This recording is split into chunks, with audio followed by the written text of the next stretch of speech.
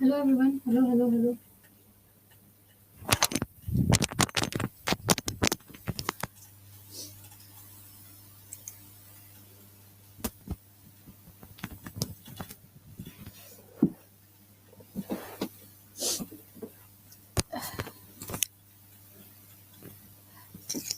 Good morning, good morning, good morning.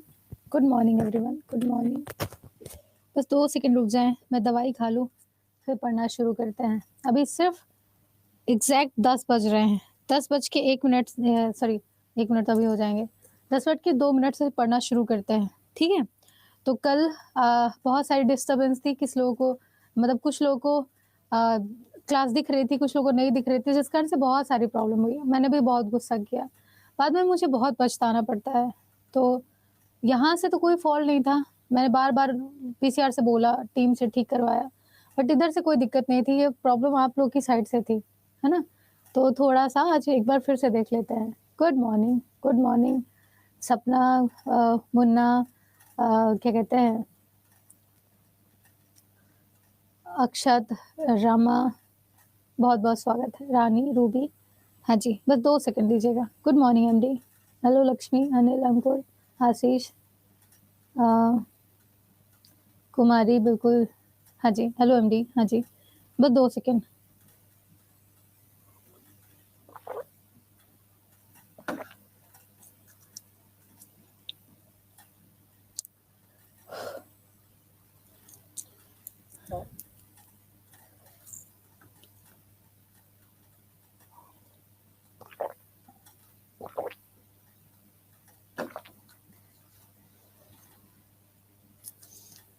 दुनिया का सबसे गंदा काम दवाई खाना।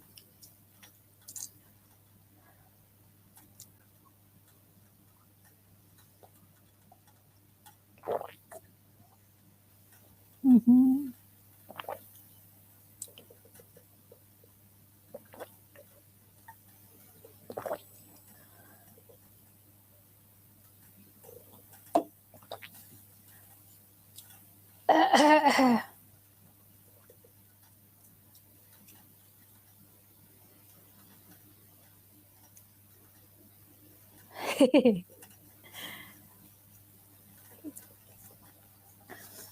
अक्षत कह रहे मैं फेंक देता हूँ।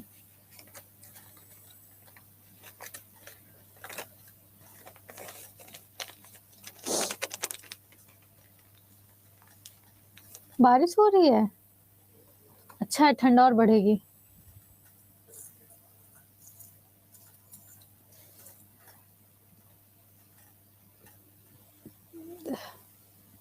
पढ़ना शुरू करते हैं। मैं अभी भी थोड़ा सा ठीक ठाक हूँ, मतलब नो डाउट थोड़ी दिक्कत है, बट काफ़ी दिनों से बेहतर हूँ। अब हर दिन मैं अच्छी होते जा रही हूँ, है ना? कुछ लोग को गलत लगता होगा, मैं झूठ बोलती हूँ, बट नहीं भाई, लिटरली इतनी ज़्यादा तबीयत ख़राब थी कि अगर मुझे 1 हफ़्ते और कोई अच्छा डॉक्टर नहीं मिलता, तो कोई सीरियस कंडीशन में पहुँच जाती मैं। कई बार जीवन में लोग और डॉक्टर अच्छे मिलना बहुत ज़रूरी है, नहीं तो आप कहीं और पहुँच जाते हैं, है ना? कल मैंने बहुत बेसिक सी चीज़ें बताई थी, आप लोग को पहले भी आपने पढ़ी होंगी, है ना? जैसे कि मैंने कुछ रिवॉल्यूशन पे बात की थी, रिवॉल्यूशन बड़े सिंपल से थे। मुझे नहीं लगता कि इन रिवॉल्यूशन को याद करने में इतनी भी ज़्यादा दिक्कत महसूस होने की ज़रूरत है, क्योंकि ये हमारे बेसिक एजुकेशन का पार्ट है ना? एकदम बेसिक एजुकेशन का पार्ट है। तो हमने कुछ रिवॉल्यूशन आप पहले से पढ़ रखे हैं, कुछ आज यहाँ पे देखेंगे, जैसे कि ग्रीन रिवॉल्यूशन। ग्रीन रिवॉल्यूशन लाया ही गया था भारत में अनाज को उत्पादित करने के लिए, क्योंकि भूखमरी बहुत ज़्यादा फैल रही थी, है ना? अगर आज से आप 100 साल पीछे चले जाइए, 100 साल नहीं यार, मतलब करीबन 60 या 70 साल पीछे चले जाइए। अगर आप अपने दादा-दादी लोगों से पूछेंगे कि पापा या दादी, हमारे घर में खाने की क्या स्थिति थी, तो शायद आपके गाँव में बैठ कर के वो बता पाएँ कि यार ऐसी-ऐसी कंडीशन थी, ऐसे-ऐसे हम धान उगाना शुरू किए, माँग के काम चलाते थे, बहुत सारी चीज़ें वो बताएँगे। तो उस टाइम पे ज़रूरत थी एक रिवॉल्यूशन की, एक परिवर्तन की, तो वो था आपका ग्रीन रिवॉल्यूशन। ग्रीन रिवॉल्यूशन में आपके गेहूँ के बीजों को सबसे ज़्यादा बोने की शुरुआत की गई। इनफैक्ट जो अटल बिहारी वाजपेयी जी हैं, वो तो ये भी कहते थे कि आपके घर के आप अगर घर में बागवानी करते हैं तो गमले में गेहूं के बीज बो दीजिए, है ना, वो एक दिन आपको फल देंगे। तो आपका ये ग्रीन रिवॉल्यूशन, ये ग्रेन प्रोडक्शन को लेकर के है, ठीक है, ग्रेन प्रोडक्शन को लेकर के। अभी मैं पूछूंगी सबसे,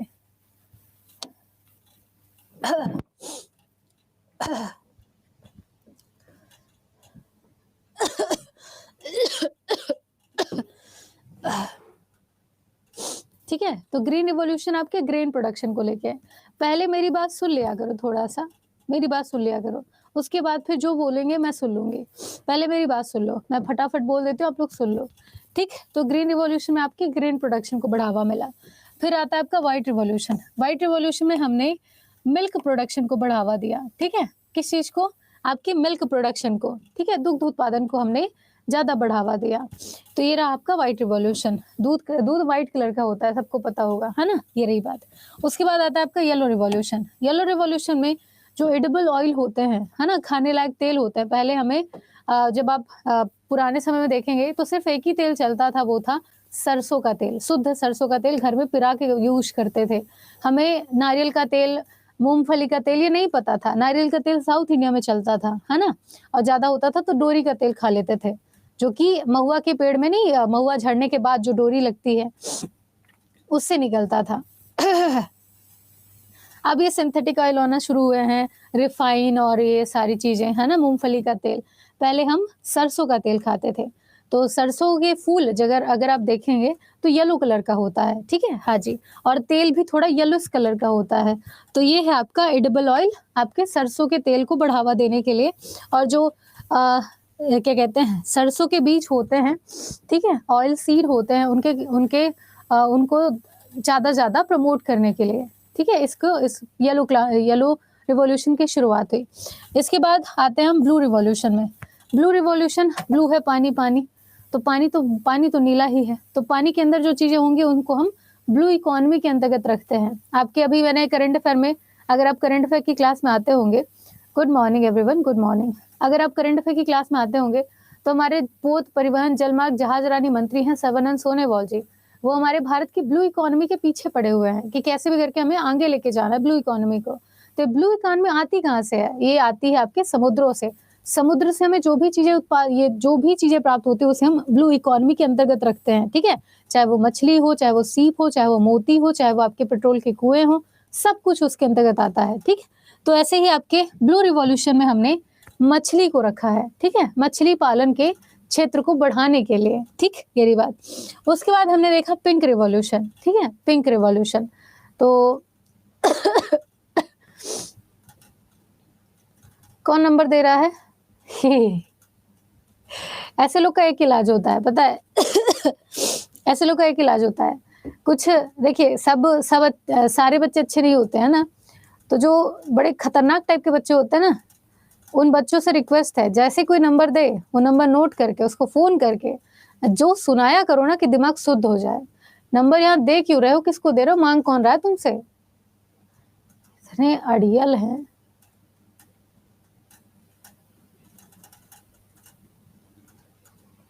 छपरी। हाँ, ऐसे लोगों को फोन करके ना जो सुनाया करो कि दिमाग शुद्ध हो जाए। और जबरदस्ती का फोन, बिना मतलब का फोन, अकेले बैठे, दोस्तों के साथ बैठे, दिमाग खराब है, कोई भी ऐसा कुछ है, अगर ऐसे नंबर मिले तो उनको फोन करके परेशान किया जाना चाहिए। वो देते इसीलिए हैं कि भाई कोई हो ना हो मैं तेरे साथ हूँ, समझ रहे हो? बिल्कुल। हाँ, तो पिंक रिवॉल्यूशन क्या है? पिंक रिवॉल्यूशन में हमने प्याज का जो छिलका आपने देखा होगा पिंक कलर का होता है। पहली क्लास है। हरा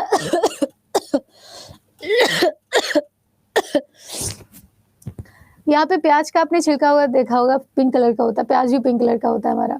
इसके बाद आपके झींगा मछली जो नदियों में मिलती है, मैं उनकी बात कर रही हूँ। समुद्र में झींगा आपके अलग अलग कलर के भी होते हैं, कुछ तो सतरंगी होते हैं, कुछ तो ब्लू कलर के होते हैं, कुछ ब्राउन कलर के होते हैं, है ना। तो मैं झींगा मछली की बात नहीं, मैं समुद्रों में झींगा नहीं, मैं झींगा मछली नदियों में पाई जाती है उनकी बात कर रही हूँ। तो ये है आपकी झींगा मछली को लेकर के, ठीक है। और हम गुलाबी या पिंक रिवॉल्यूशन को मांस से भी जोड़ के देखते हैं, ठीक है। तो ये आपका मांस के साथ भी होगा। लेकिन अगर यहाँ पे कभी भी आपको दिखे कि रेड रिवॉल्यूशन और पिंक रिवॉल्यूशन में आपको ऑप्शन दिया जाए कि मांस के प्रोडक्शन को कौन बढ़ावा देता है, तो आप बिना कुछ सोचे रेड को भी टिक कर सकते हैं। वहां पे आपके मांस में रेड रिवॉल्यूशन ज्यादा वेरी करेगा, ठीक है। हाँ जी, तो ये आपके मांस और प्याज और झींगा मछली के इसको लेकर के आपका पिंक रिवॉल्यूशन। आपके ब्लैक रिवॉल्यूशन की बात करें तो जितने भी पेट्रोलियम चीजें हैं, आप जब पेट्रोलियम के कुओं से पेट्रोलियम को निकलता हुआ देखेंगे तो वो सिर्फ ब्लैक कलर का होता है। बाद में उसे रिफाइन करके हम पेट्रोल, डीजल और बहुत सारी चीजें अलग अलग प्रोडक्ट बनाते हैं, ठीक है। तो इस कारण से उन सारे एरिया को ब्लैक रिवॉल्यूशन के अंतर्गत रखा है। तो इसमें 3 चीजें आएंगी। पहला है आपका पेट्रोलियम, ठीक है। ब्लैक रिवॉल्यूशन में सबसे पहले आएगा आपका पेट्रोलियम, दूसरे में आएगा मिनरल्स ऑयल, ठीक है, मिनरल्स ऑयल ये दूसरे में आएगा, और तीसरे में आएगा प्रोडक्शन ऑफ इथेनॉल, ठीक है, प्रोडक्शन ऑफ इथेनॉल। ये आपके ब्लैक रिवॉल्यूशन में शामिल है। इसके बाद अगला आपका धूसर या जिसे हम ग्रे रिवॉल्यूशन कहते हैं। ग्रे रिवॉल्यूशन में आपका आता है क्या कहते हैं, फर्टिलाइजर्स, ठीक है। सिर्फ और सिर्फ फर्टिलाइजर ही आएगा। ग्रे रिवॉल्यूशन फर्टिलाइजर से रिलेट करता है, सिंपल सा है ये। बस आपको इतना ही ध्यान रखना है कि जब आप खेत में जाते हैं तो बहुत सारे ऐसे क्या कहते हैं फर्टिलाइजर होते हैं जो कि भूरे कलर के दिखते हैं। मिट्टी भी तो हमारी कई जगह भूरी भूरी दिखती है, तो फर्टिलाइजर आपके ग्रे कलर या ग्रे रिवॉल्यूशन धूसर क्रांति से रिलेट करता है। अगला है आपका सिल्वर रिवॉल्यूशन। सिल्वर रिवॉल्यूशन को भारत में लाने वाली हैं इंदिरा गांधी जी, ठीक है, इंदिरा गांधी जी। इन्होंने ही भारत में सिल्वर रिवॉल्यूशन की शुरुआत की थी। और सिल्वर रिवॉल्यूशन रिलेट करता है आपके एग प्रोडक्शन को, ठीक है। अंडे की जो अंडे के उत्पादन को बढ़ावा देने के लिए, पोल्ट्री फार्म को ओपन करने के लिए हमने आपके एक सिल्वर रिवॉल्यूशन को शुरू किया था। व्हाइट रिवॉल्यूशन एग से है, व्हाइट रिवॉल्यूशन मिल्क से है, सिल्वर रिवॉल्यूशन आपके एग से है, ठीक है, दोनों में कंफ्यूज नहीं होना। इसके बाद देखा जाए तो आपका गोल्डन रिवॉल्यूशन, ठीक है, गोल्डन रिवॉल्यूशन। गोल्डन रिवॉल्यूशन में 2 चीजें आएंगी, पहला है एप्पल, दूसरा आपका हनी, ठीक है। हनी आप देख के समझ सकते हैं गोल्डन रिवॉल्यूशन गोल्डन होता है तो आपके उसमें ही आएगा। फर्टिलाइजर क्या होता है, हे भगवान, फर्टिलाइजर मतलब कि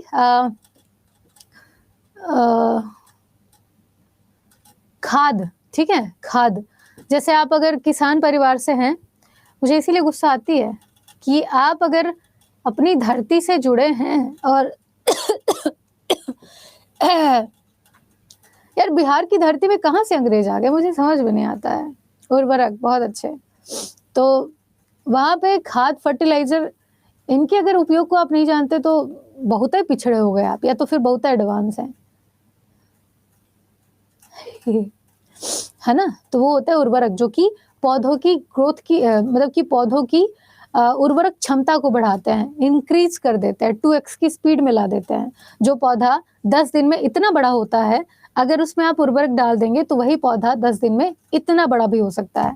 इसके लिए आप उर्वरक का उपयोग करते हैं, खाद का उपयोग करते हैं, फर्टिलाइजर डालते हैं, ठीक है। हाँ जी, इसके अलावा गोल्डन रिवॉल्यूशन। गोल्डन रिवॉल्यूशन में 2 चीजें आती हैं, पहला है एप्पल, ठीक है, एप्पल, और फिर एक है आपका हनी, ठीक है, हनी। यही 2 चीजें हैं, और इसके अलावा जो भी आपको गोल्डन चीजें दिखे वो आपके गोल्डन रिवॉल्यूशन में आएंगी, ठीक। इसके बाद आपके रेनबो रिवॉल्यूशन की बात करें तो रेनबो, इंद्रधनुष कैसा होता है, सारे रंगों को समेट करके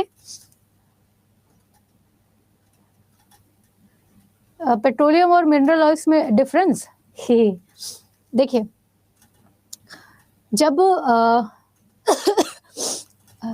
आपने नाम सुना होगा पेट्रोल, डीजल और ग्रीस, है ना, इन सबका अलग अलग नाम सुना होगा।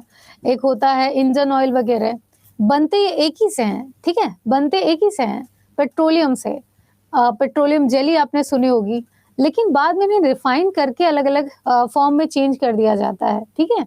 तो बस ये इसी के अंतर्गत आता है और कुछ नहीं है एक ही से निकले हैं, लेकिन अलग अलग चीजों में से बांट दिया जाता है, डिवाइड कर देते हैं।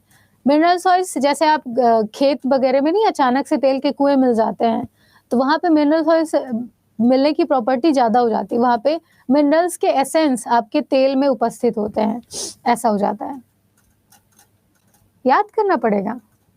एप्पल तो रेड होता है, जम्मू कश्मीर में जब एप्पल की आप खेती देखेंगे तो एप्पल स्टार्टिंग से ही रेड नहीं होता है।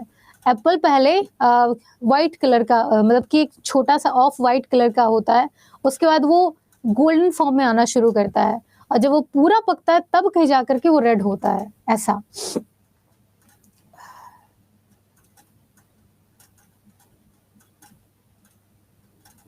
हाँ, बिल्कुल फ़िल्ट्रेशन के थ्रू उसको अलग करते हैं, बहुत अच्छे, है ना? तो ये है आपका।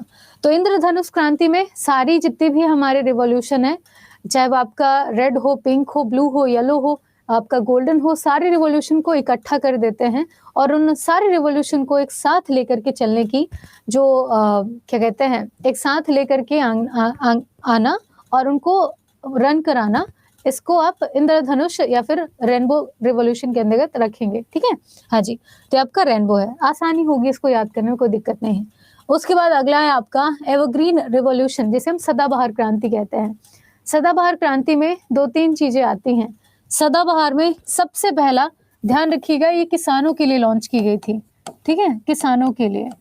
किसानों के लिए कैसे? तो किसानों की आप अब देखेंगे कि कुछ वैन बनाए जा रहे हैं, उन वैन को काम दिया जा रहा है कि आप खेत-खेत तक जाइए, किसानों की मिट्टी को चेक करके बताइए कि उनकी मिट्टी में किस चीज़ की कमी है, जिससे उनका जो ग्रेन प्रोडक्शन है वो ज़्यादा हो सके, है ना? तो इसी चीज़ को ध्यान में रखते हुए मिट्टी को उन्नत बनाना, है ना? मिट्टी की जो गुणवत्ता है, मिट्टी का जो सॉइल टेक्सचर है, उसको हाई करना, ठीक है? जिससे वो अनाज ज़्यादा उगा सके, ये पहला। दूसरा, किसानों को आसानी से लोन पहुँचाना, मतलब कि किसान आसानी से बैंक से जाकर के लोन ले सकता है अगर उनके पास पैसे नहीं है तो। और बाद जब खेती में उनको मुनाफा हो तो फिर वो पैसे रिटर्न कर सकते हैं, ये दूसरा है। तीसरा है कृषि शोध को बढ़ाना, कि आप कौन-कौन से ऐसे सीड है जिनको हाइब्रिड तरीके से यूज़ करेंगे, तो आपका जो ग्रेन प्रोडक्शन है वो और अच्छा हो जाएगा। आपकी जो खेती है वो और अच्छी हो जाएगी। तो ये 3 लक्ष्य जो कि केवल किसानों के लिए रखे गए हैं, आपके सदाबहार क्रांति के अंतर्गत। फिर आता है आपका राउंड रिवॉल्यूशन। राउंड रिवॉल्यूशन में सिर्फ़ और सिर्फ़ आलू को रखा गया है। आलू कैसा होता है? गोल-गोल। धरती कैसी है? गोल-गोल। तो यहाँ पे गोल रिवॉल्यूशन आलू से रिलेट करता है, ठीक है? हाँ जी। तो सिर्फ़ पोटैटोज़ के प्रोडक्शन को लेकर के आपका राउंड रिवॉल्यूशन आया है। तो ये तो ये सारे रिवॉल्यूशन है जो कि आपको देखने मिले हैं। अब यहाँ पे कुछ रिवॉल्यूशन आपको पहले से आते होंगे, कुछ आपको नया पता चला होगा।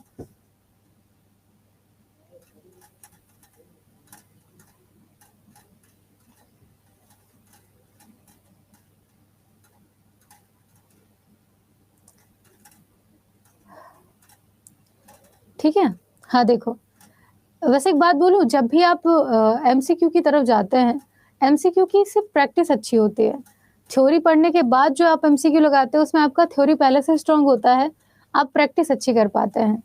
तो मुझे ऐसा है कि आप थोड़ा-सा थ्योरी अगर देख लेते तो बहुत अच्छा हो जाता है और रिवॉल्यूशन वाले क्वेश्चन मुझे बनाने पड़ेंगे। हाँ, इतना ही याद करना है, इससे ज़्यादा नहीं याद करना। हाँ, ठीक है? अब देखो, कौन से रिवॉल्यूशन को किसने लाया भारत में, इसकी बात चल रही है, ठीक है? हाँ, इम्पोर्टेंट कौन-कौन से हैं? वैसे सारे रिवॉल्यूशन इम्पोर्टेंट हैं, एक बार देख लेना। मुझे एक चीज़ और समझ में नहीं आती यार, मतलब पढ़ने वाले बच्चे जब मुझसे ये बोलते हैं कि इतना सारा याद करना है, मुझे अचंभा-सा होता है। पढ़ने वाले बच्चे हमेशा ये चीज़ देखते हैं कि यार ये नया पता चला है, यार ये नया पता चला है, इसको देख लेते हैं थोड़ा-सा, इसको कहीं पे याद करके रख लेंगे, लिख लेंगे, याद हो जाएगा। वो कभी नहीं डरते, उनको लगता है कि क्या पढ़ लें हम, और यहाँ पे जब आप निराशा के दीप जलाए बैठे रहते हैं, इतना पढ़ना है, मुझे बड़ा अचंभा लगता है, तब ठीक नहीं है ये सब। हिस्ट्री पॉलिटी आपके 10 तारीख से शुरू होगा शायद, है ना? जितेंद्र से शुरू करेंगे।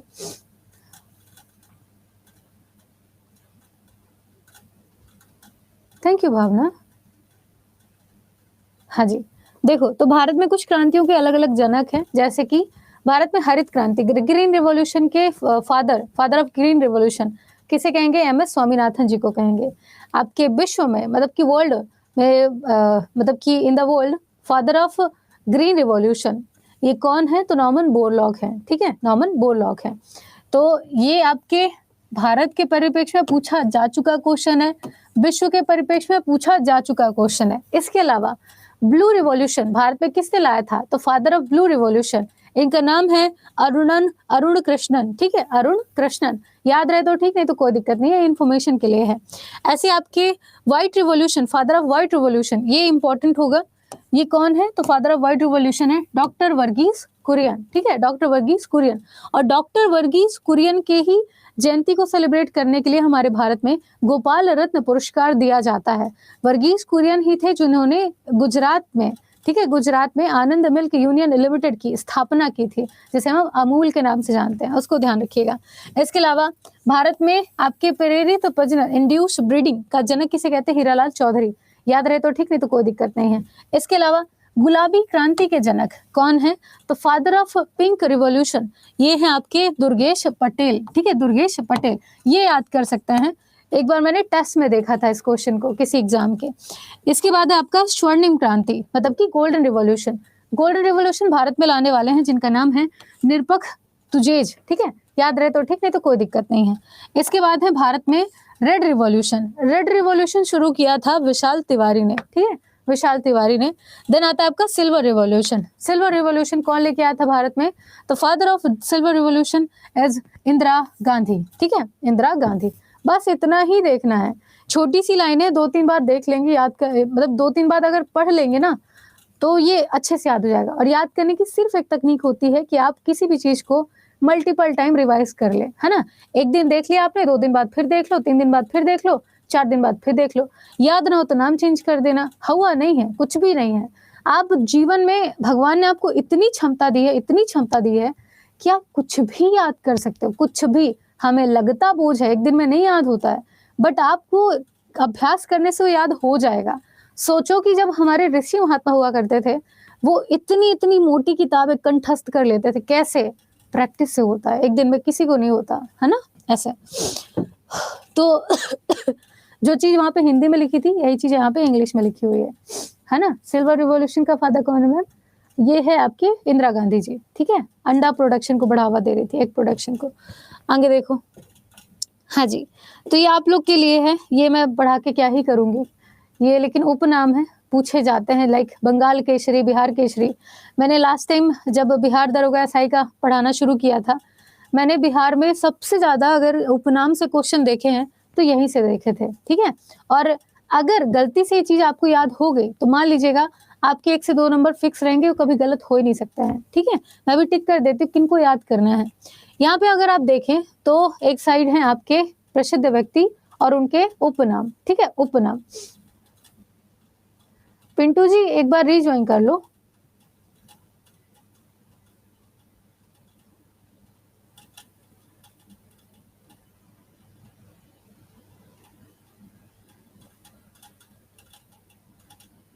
रेड रिवॉल्यूशन दुर्गेश पटेल, नहीं, रेड रिवॉल्यूशन शायद विशाल तिवारी, विशाल तिवारी।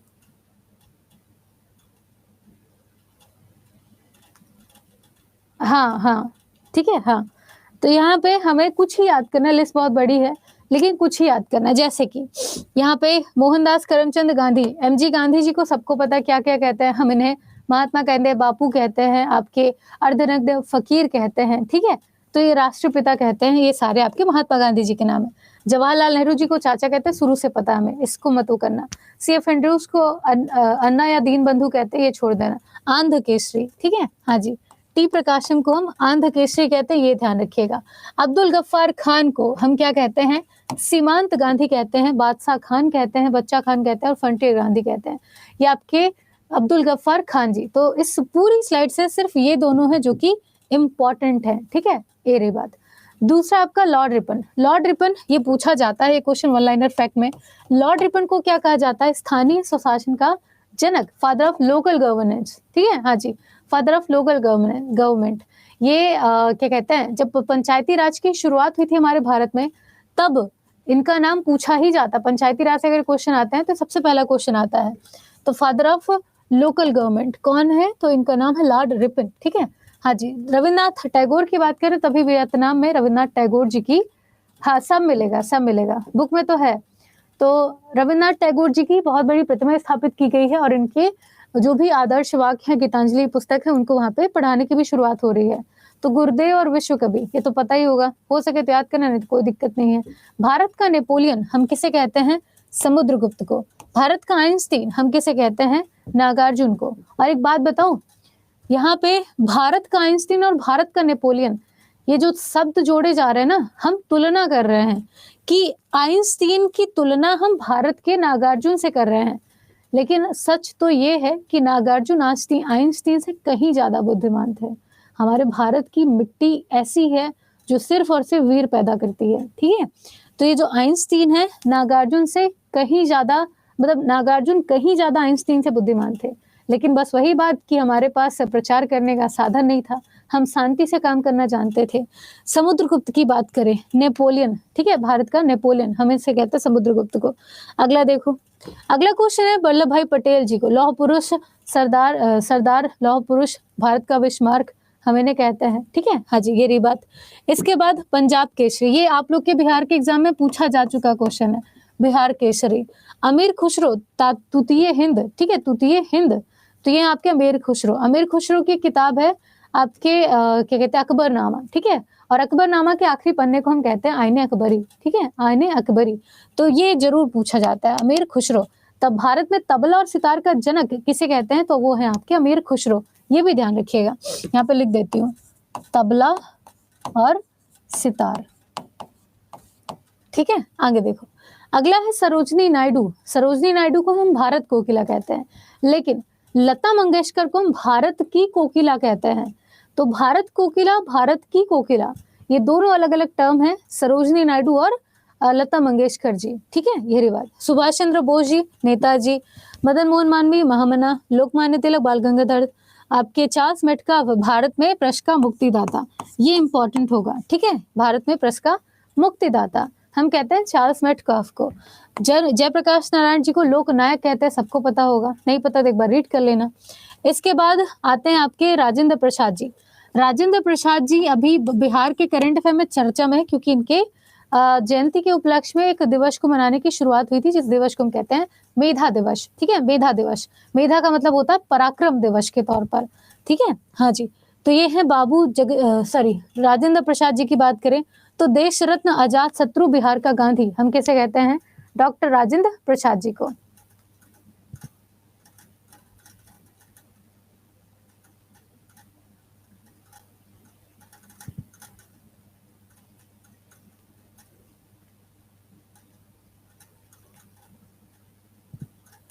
हाँ, जिसमें टिक कर रहे हो सिर्फ वही याद करें, है ना, वही याद करें। इसके बाद आते हैं दयानंद सरस्वती। दयानंद सरस्वती इतने नहीं पूछे जाते हैं, इसे छोड़ दे तो भी ठीक रहेगा। दादा भाई नौरोजी की बात करें, वयोवृद्ध पुरुष है, सबको पता होगा। ये जब आप 1857 रिवॉल्ट पढ़ेंगे तो ऑटोमेटिक ही याद होना शुरू हो जाएगा, जरूरत होगी 1857 की क्रांति पढ़ने की। और मैं लिख के दे दूं कहीं पे, अगर आप गौर से 1857 की क्रांति को 4 बार अगर स्टोरी के फॉर्म में सुन लेना तो आपको पढ़ने की भी जरूरत नहीं है। अगर आप अच्छे से सुन ले 1857 की क्रांति को स्टोरी के फॉर्म में, कोई अच्छा टीचर आपको बस सुना दे, तो बहुत सारी चीजें ऐसी याद हो जाती हैं, बस मन लगा के सुन ले आप, ठीक है। हाँ जी, इसके अलावा लाल बहादुर शास्त्री जी को, इन्हें हम शांति पुरुष कहते हैं। क्या कहते हैं? शांति पुरुष, ठीक है। आशुतोष मुखर्जी, बंगाल केसरी। जितने भी केसरी हैं आपके एग्जाम में पूछे जा चुके हैं पहले से, इनको देख लेना। देन आते हैं आपके बिहार केसरी, ये तो बहुत ही इंपॉर्टेंट है, मतलब परान बैठे हैं, परान, है ना। आपके शेख अब्दुल्ला, शेर कश्मीर, ठीक है। शेख मुजीबुर रहमान, बंगबंधु, ठीक है। चित्तरंजन दास जी, देशबंधु, ठीक है, हो सके तो देख लेना। कपूरी ठाकुर, जननायक, ठीक है। इसके बाद बिहार विभूति, ये सही है। अनुग्रह नारायण सिंह जी, इनको हम बिहार विभूति के नाम से जानते थे, ठीक है, बिहार विभूति के नाम से। बाकी छोड़ देना, छोड़ देना, छोड़ देना, ठीक है। हाँ जी, तो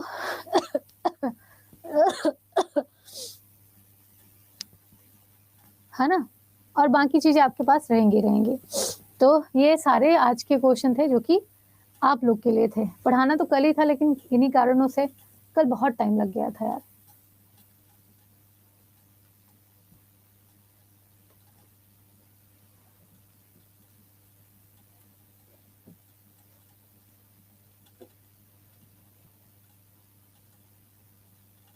हाँ, पीडीएफ डाउनलोड करके जिन पे टिक है उनका जरूर देख लें।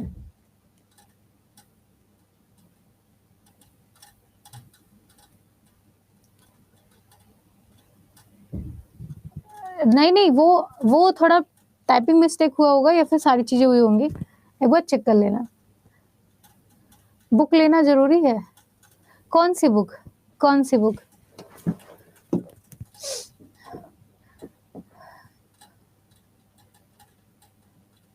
पीडीएफ से आप चाहें तो कहीं पे ना एक पेज पे सारे इंपॉर्टेंट लिख लीजिएगा, तो आपको रिवीजन में हेल्प करते हैं। हाँ, रिकॉर्डेड क्लास है, देख लेना, है ना।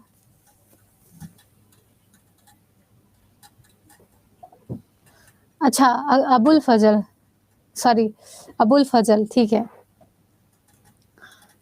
हाँ, अबुल फजल ने लिखी थी, सो सॉरी। नहीं नहीं, अभी क्लास नहीं हुई है।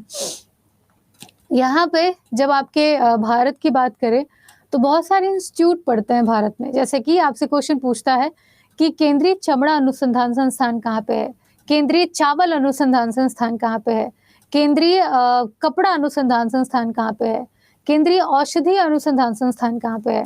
तो ऐसे क्वेश्चन जरूर जरूर आते हैं, ठीक है, जरूर जरूर आते हैं।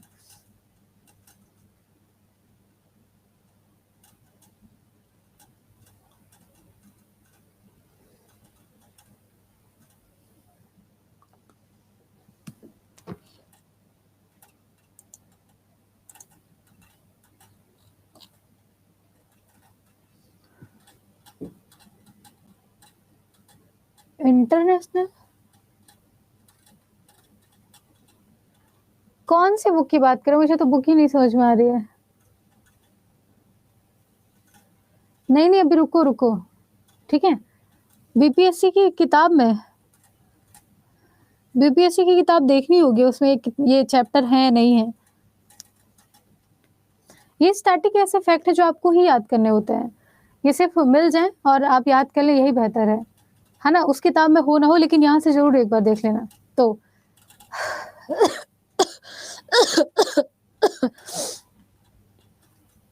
यहाँ पे हम अब इंस्टीट्यूशन एंड देयर लोकेशन पढ़ेंगे कि कौन सा इंस्टीट्यूशन कहाँ पर है, ठीक है। हाँ जी,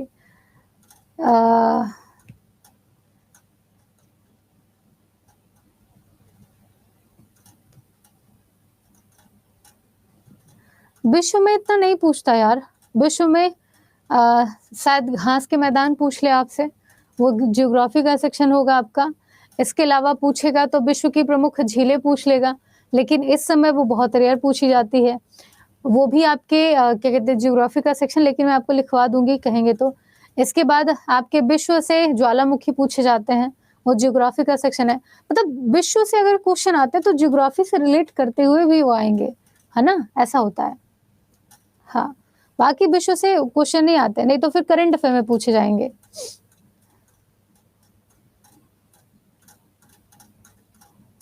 ठीक है, हाँ। देखो, तो अगर बात करें भारत में जितने भी प्रसिद्ध अनुसंधान संस्थान हैं उनके बारे में, तो सबसे पहला जो अनुसंधान संस्थान आता है वो आपका बहुत सारे अलग अलग है। जैसे कि पहला अगर आप देखेंगे तो भारतीय कृषि अनुसंधान संस्थान, जहाँ पे खेती को लेकर के शोध काम किए जाते हैं, रिसर्च वर्क होता है।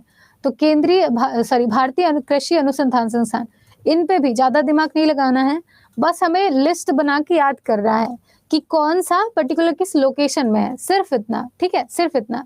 अभी करंट अफेयर शुरू होगा, इसके बाद करंट अफेयर शुरू होगा, उसमें मैं आपको नेशनल इंटरनेशनल सब पढ़ा दूंगी, ठीक है। हाँ जी, और बिहार स्पेसिफिक करंट अफेयर भी अलग से पढ़ाऊंगी।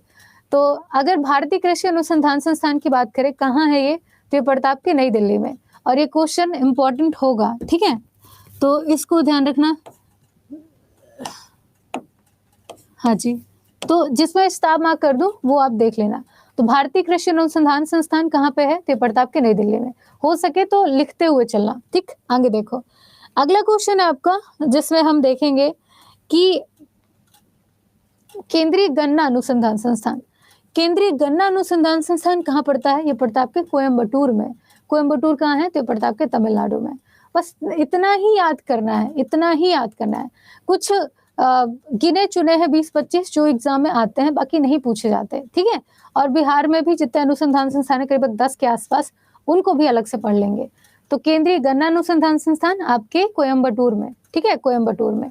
आगे देखिए, अगला है आपका जो कि है केंद्रीय तंबाकू अनुसंधान संस्थान। इसमें दिख नहीं रहा होगा चूंकि ये ब्लैक है पूरा, तो केंद्रीय तंबाकू अनुसंधान संस्थान है। ऐसे खैनी बनाए पटक के खा लिए, ठीक है। हाँ, हमारे घर में हमारे नाना नानी हैं, काफी एज हो गई है उनकी, बट वो तंबाकू आज भी नानी बनाती है और नाना को देती है, फिर खुद ही खा लेती हैं।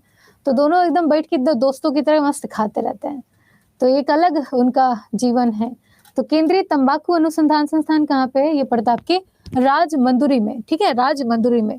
और ये भी पूछा गया क्वेश्चन है, ठीक है, पूछा गया क्वेश्चन है।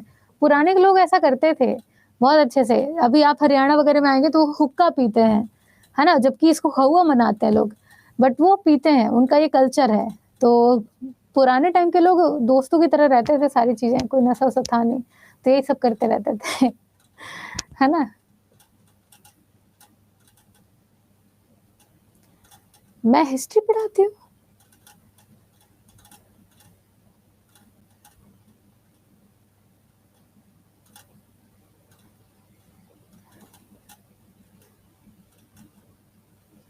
हाँ, राजमुंद्री आंध्र प्रदेश, बहुत अच्छे। आगे देखो, अगला है आपका भारतीय चीनी तकनीकी संस्थान। यहाँ पर आप चीनी अनुसंधान संस्थान भी देख सकते हैं। तो चीनी कहाँ पे होगा? जहाँ पे गन्ने का प्रोडक्शन हाई होगा। गन्ना कहाँ पे होता है? तो उत्तर प्रदेश में। तो उत्तर प्रदेश के कानपुर में पड़ता है आपका चीनी अनुसंधान संस्थान, ठीक है, आपका चीनी अनुसंधान संस्थान। अगला है आपका जिसे हम कहते हैं राष्ट्रीय डेयरी अनुसंधान संस्थान। ये भी इंपॉर्टेंट होगा क्वेश्चन, राष्ट्रीय डेयरी अनुसंधान संस्थान। तो नेशनल डेयरी रिसर्च इंस्टीट्यूट कहाँ है? करनाल। करनाल कहाँ पड़ता है? आपके हरियाणा में, ठीक है। यहाँ की हमारे यहाँ तो छोटी छोटी गाय होती हैं, उत्तर प्रदेश में बड़ी बड़ी होती हैं, आपके हरियाणा में बड़ी सुंदर सुंदर बड़ी बड़ी गाय होती हैं। तो ये आपका करनाल हरियाणा में पड़ता है, राष्ट्रीय डेयरी अनुसंधान संस्थान, ठीक है। आगे देखो, अगला है आपका केंद्रीय चमड़ा अनुसंधान संस्थान। ये भी इंपॉर्टेंट होगा, पूछा जा चुका क्वेश्चन है। केंद्रीय चमड़ा अनुसंधान संस्थान की बात करें तो ये पड़ता है आपके चेन्नई में। चमड़ा चेन्नई, चमड़ा चेन्नई, थोड़ा सिमिलर साउंड करते हैं, आसानी से याद हो जाएगा, चमड़ा चेन्नई। तो केंद्रीय चमड़ा अनुसंधान संस्थान चेन्नई में पड़ता है। आगे देखो, अगला क्वेश्चन आपका केंद्रीय औषधि अनुसंधान संस्थान।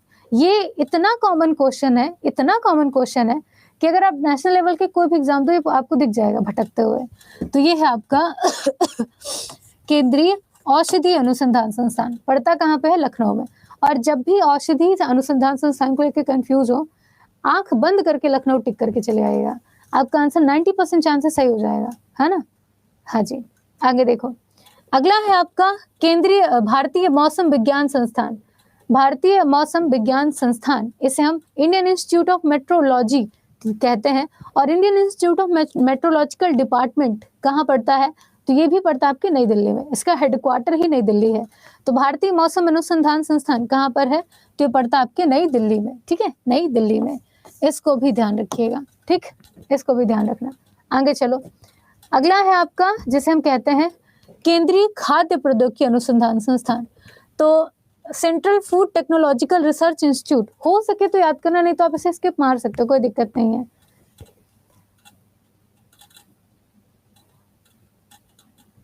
हिस्ट्री का उपनाम है।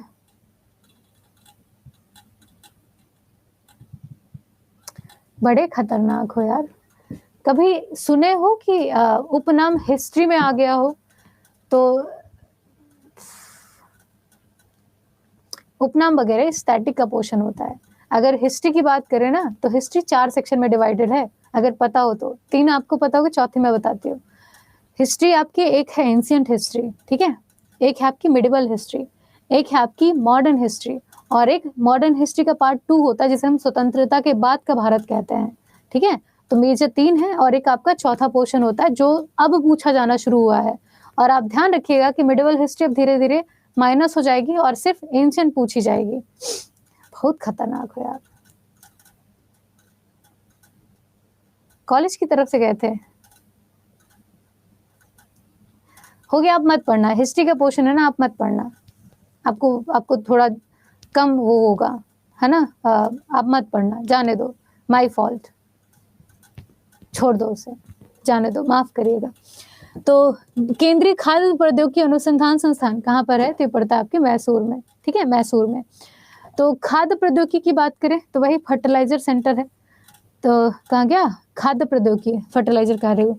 खाद्य प्रौद्योगिकी जो आपका फूड इंस्टीट्यूशन है ना, और इस टाइम पे ध्यान रखिएगा कि हमारी जो गवर्नमेंट है, ठीक है, हमारी जो गवर्नमेंट है वो फर्मेंटेशन वाले जो प्रोसेस के थ्रू बनते खाने हैं उन पे ज़्यादा काम कर रही है।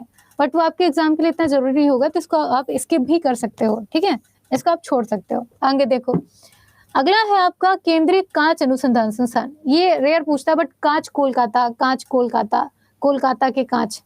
कोलकाता में जितनी भी दीवारें या फिर उनकी खिड़कियां आप देखेंगे बड़ी सुंदर बनाई रहती है और रंगीन कांच लगे रहते हैं, है ना।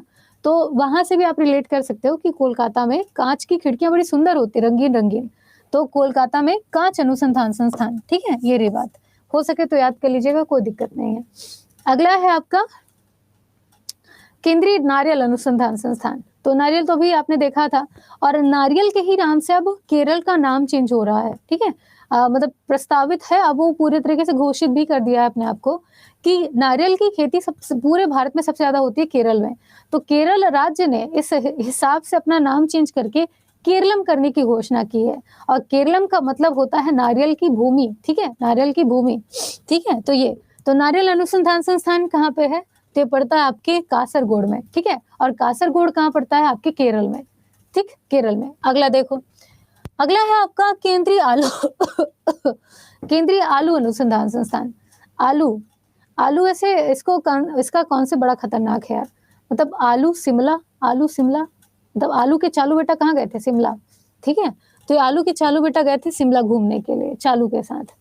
तो आलू चालू कहाँ गए थे, शिमला घूमने गए थे। तो आप यहाँ से भी याद कर सकते हैं। तो केंद्रीय आलू अनुसंधान संस्थान शिमला, ये पहले कभी पूछा गया था, वैसे अब रेयर ही दिखता है। तो अगर याद हो जाए तो ठीक, नहीं तो कोई दिक्कत नहीं है। नहीं तो आलू के चालू बेटा तो सबको याद रहते हैं, शिमला जाते हैं। अगला देखो, अगला है आपका केंद्रीय वन अनुसंधान संस्थान। वन जो फॉरेस्ट डिपार्टमेंट है उसका ये पूरा मेजर सेंटर है कि हमें डिफॉरेस्टेशन, एफॉरेस्टेशन, रिफॉरेस्टेशन, इन पे कैसे फोकस करना है, कहाँ पे क्या दिक्कत चल रही है, आग लगी है उनको कैसे बुझाना है, किस प्रकार के पौधे लगाने हैं, कितना फॉरेस्टेशन का एरिया होना चाहिए, कितना है, सब कुछ ये डिसाइड करते हैं, ठीक है। शोध का काम भी करते हैं। तो ये आपका केंद्रीय वन अनुसंधान संस्थान है, कहाँ पड़ता है, देहरादून में। और ये क्वेश्चन इंपॉर्टेंट होगा, है ना, ये इंपॉर्टेंट होगा, केंद्रीय वन अनुसंधान संस्थान। अगला है आपका केंद्रीय दलहन, भारतीय दलहन शोध संस्थान। हाँ जी, भारतीय दलहन शोध संस्थान कहाँ पर है,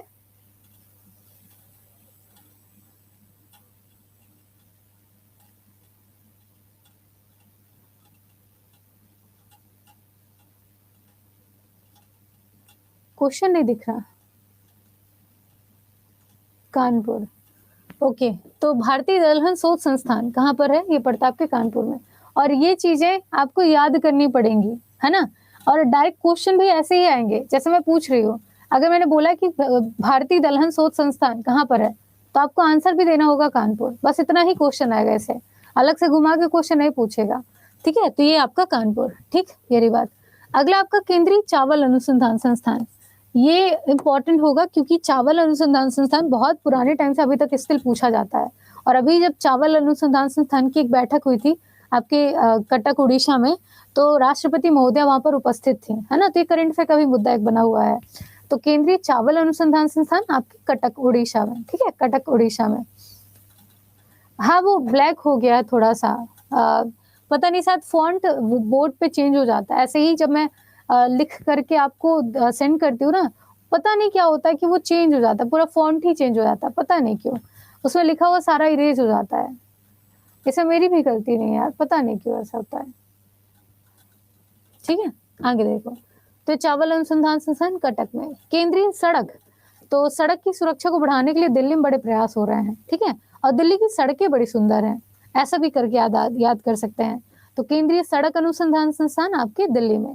तो दिल्ली की सड़क बड़ी सुंदर है, ठीक है, दिल्ली की सड़क बड़ी सुंदर है, ऐसे करके ये याद हो जाएगा। अगला देखो, अगला आपका राष्ट्रीय मस्तिष्क अनुसंधान संस्थान, ये है आपका गुड़गांव में। याद रहे तो ठीक, नहीं तो कोई दिक्कत नहीं है, छोड़ देना इसको, नहीं पूछेगा। अगला है आपका centre for DNA fingerprinting diagnostics, ये हैदराबाद में पड़ता है। और पूरे भारत का अगर सबसे बड़ा डीएनए फिंगरप्रिंटिंग केंद्र की बात की जाए तो भी आपके हैदराबाद में है, ठीक है। यहाँ पे पहले क्या होता था कि छोटे छोटे सेंटर तो थे, लेकिन जब भी कोई बड़ी क्रिमिनल एक्टिविटी होती थी, रेप वगैरह के चार्जेस होते थे, तो सैंपल भेजे जाते थे हैदराबाद, और हैदराबाद पहुँचते पहुँचते सैंपल डिग्रेडेट हो जाते थे, बेकार हो जाते थे। तो मतलब कि जो म्यूजियम होता था ना उसका पता नहीं लगाया जाता था, नहीं लगा पाते थे। तो इस कारण से अब बड़े-बड़े केंद्र हैं, अलग-अलग स्थान पे स्थापित किए जा रहे हैं। हर एक राज्य में एक डीएनए फिंगरप्रिंटिंग केंद्र स्थापित करने की योजना बनाई जा रही है। लेकिन पूरे भारत का सबसे बड़ा डीएनए फिंगरप्रिंटिंग जो केंद्र है कहाँ पे है? आपके हैदराबाद में, ठीक है? ये आपका हैदराबाद है। इसको अपनी इन्फॉर्मेशन के लिए याद कर लीजिएगा, ठीक है? ये रही बात।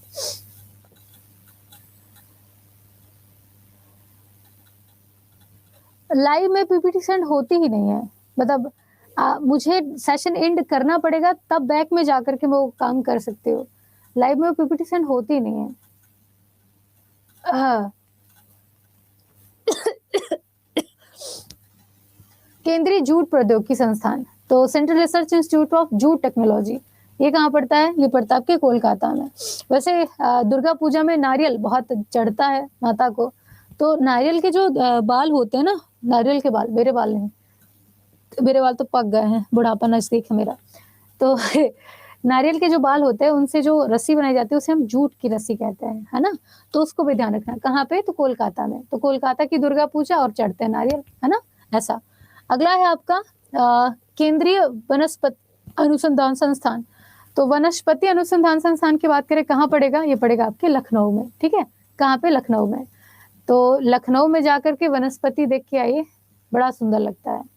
तो राम जाने अब आप इसको कैसे याद करेंगे? वनस्पति लखनऊ, है ना? ऐसे करके लखनऊ की वनस्पति। आगे चलो। तो अगला है आपका अगला आपका ट्रैक्टर। ट्रैक्टर, जब सड़कें अच्छी होंगी तो ट्रैक्टर चलाने बड़ा अच्छा लगता है ना? तो दिल्ली की सड़कें बड़ी सुंदर हैं जिनमें ट्रैक्टर चलाने बहुत अच्छा लगता है।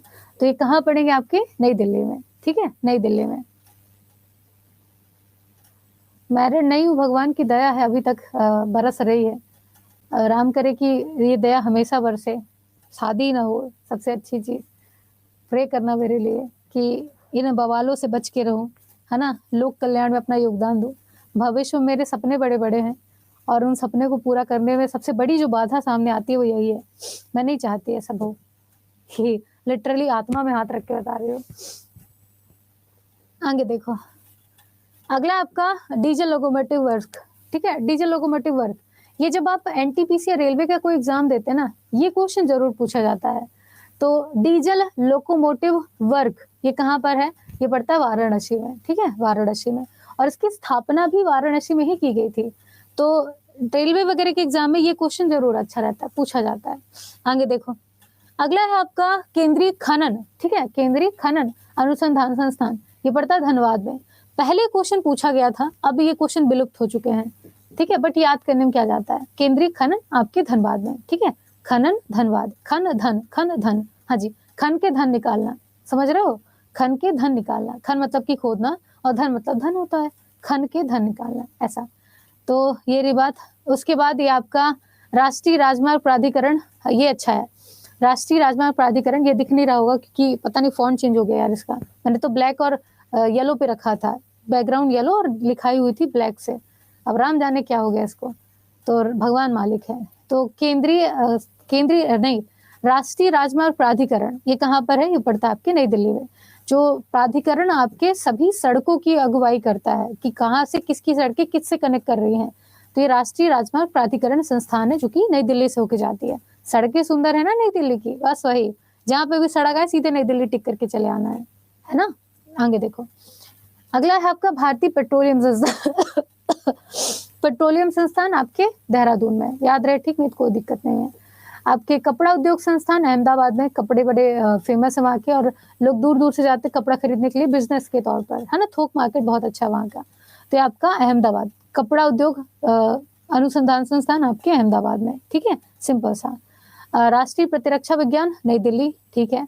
इसके बाद कोशिका विज्ञान केंद्र पुणे, ठीक है? नहीं पूछेगा। आपके डीएनए फिंगरप्रिंटिंग हैदराबाद, मैंने बोला था हैदराबाद तेलंगाना, इसको ध्यान रखना। इसके बाद जीनोम सेंटर, ये नहीं पूछेगा।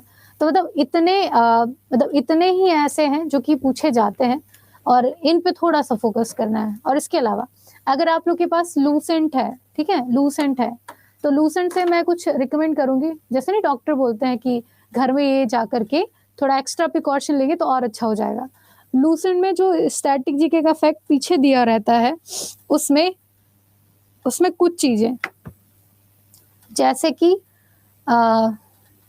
अगर अपडेटेड लूसेंट है तो वहां पे आप अलग अलग देशों की जो गुप्तचर संस्थाएं हैं उनके नाम देख लीजिएगा, खास तौर पर इजराइल, पाकिस्तान, आपके रूस, अमेरिका और ऑस्ट्रेलिया समथिंग की, इनकी गुप्तचर संस्थाएं 4-5 ऐसी जो पूछी जाती है, बाकी नहीं पूछी जाती है, ठीक है, वो याद कर लीजिएगा। इसके अलावा न्यूज़पेपर है ना, किस देश से कौन सा जो समाचार पत्र है वो रिलीज होता है, उनको देख लीजिएगा।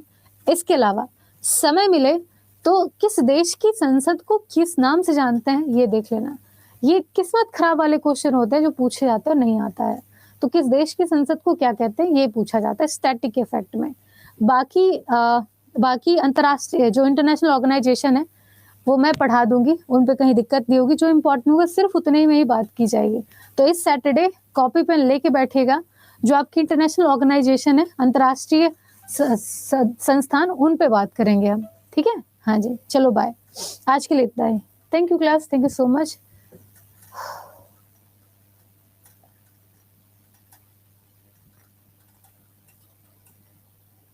कौन है ये लोग?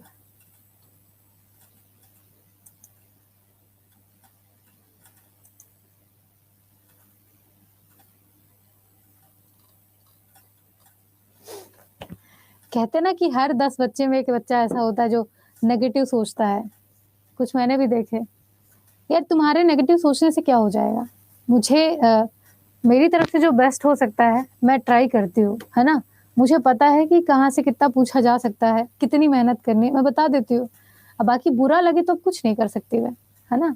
बुरा लगे तो थोड़ा और बुरा मान लेना, क्या कर सकते हैं। Okay, thank you class, thank you so much, bye bye.